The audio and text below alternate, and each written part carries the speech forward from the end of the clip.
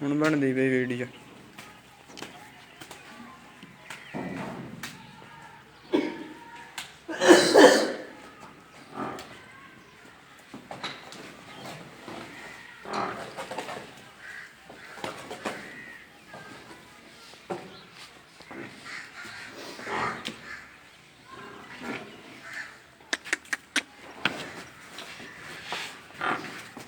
ਚੱਲ ਲਗਾ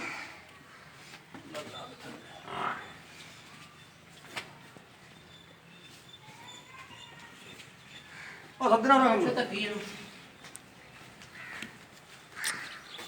ਕਰੇ ਨਾ ਗਾੜੂ ਨਾ ਤਾਂ ਝਟ ਜਾਵੇ ਇਹ ਜੀ